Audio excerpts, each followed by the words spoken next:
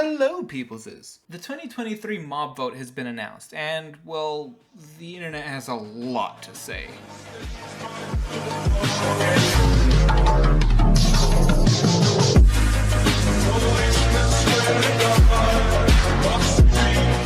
And so do I. You know what the mob vote is. Every year during Minecraft Live, they show us 3 mobs, it used to be biomes, and the community gets to vote on which one gets added to the game, or in the case of the biomes, gets updated. Before I get into the meat of all this, I'm gonna say my thoughts on the current vote normally. So if you want to skip the juicy stuff, just skip to this time frame that's probably on screen right now.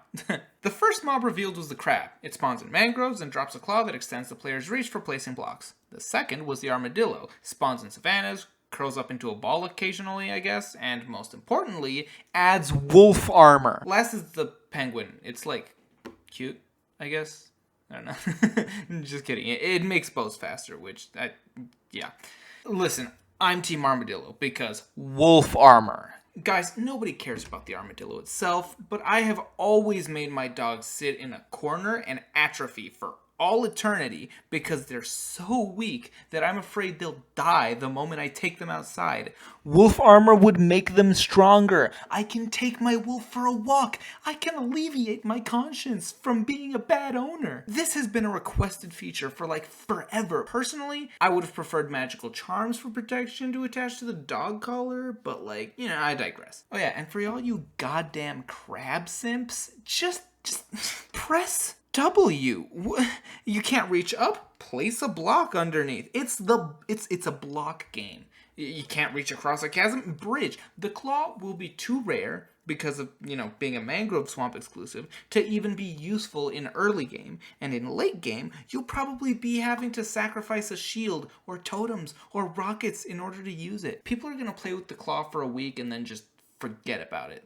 The armor will be on your dog and give you the confidence to finally allow them to be your faithful companion once more. Okay, now that that's out of my system, people are mad. The mob vote divides the community, and more people end up pissed that their mob didn't make it as opposed to excited about the one that did. People are angry about the fact that modders are able to add all of these features as advertised in hours, while Mojang takes about a year adding 1. People are beginning to demand that Mojang add all 3 mobs no matter the outcome. This is a fine sentiment, but people don't seem to understand what the mob vote is. And before you call me a Microsoft shill, just hear me out, alright? Mojang has to design an entire update alongside this mob vote. Look at the size of these updates. More often than not, they entirely revitalize a huge section of the game. The mob vote is used to add features that otherwise would be scrapped entirely. I mean, look at the Allay. It was supposed to be in the Nether update, but it was given a second chance at life through the vote. Look at the Glow Squid, a Minecraft Earth exclusive that was given the chance to make it into regular Minecraft when its game of origin was deleted off the face of the earth. The fact of the matter is, Mojang sits on these piles of random ideas that really don't fit into the overall theme of the updates they have planned. So they take a few of the ideas out from their trash bin that are cool but not big enough to take too much time to code and give us the option of which one will be saved. No matter what you're going to add to the game, it takes time and effort. Modders have APIs and other things to assist them. They also don't have to worry about rewriting old codes so things don't break or so things have better performance. Even modders themselves don't agree with the idea of if modders can do it, so can Mojang.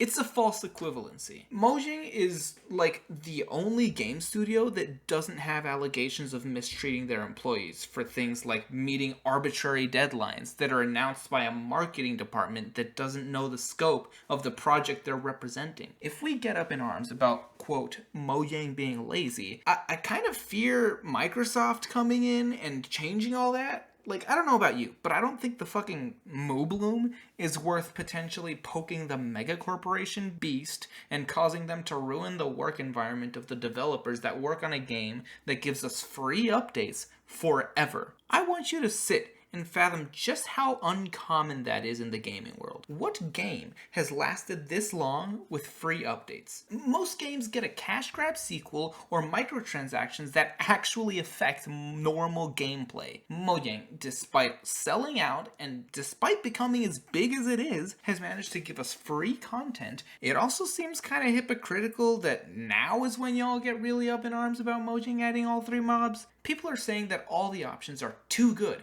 and that that's somehow a problem, when the biggest criticism of all previous mob votes was that they were useless additions that didn't matter. This type of complaint is making Mojang do a ridiculous balancing act between adding mobs that people don't care about at all or adding mobs that people apparently care too much about. Listen, the mob vote is a marketing move. It's saving trash content and using it to generate a bit of buzz around the game during update season. Mojang, long ago you said the biome vote losers would make it into the game. The only loser that has done so is the swamp. I would suggest making future votes consist of previous losers instead of new ideas. Also, try not to tie concepts that have been a community request for over a decade to a mob vote where they will seemingly be thrown in the trash forever. I'm not sure how to end this video. Nobody seems to be handling the mob vote well. It's a super interesting topic to me, but like also, where was this rage during the EULA change? There's so many other things that I think are more important than these 3 mobs. There was some outrage for all those, but like, I don't know, it just seems like the mob vote has more in it, and that doesn't make sense to me. That's a nice argument, Senator. Why don't you back it up with a source? My source is that I made it the fuck up.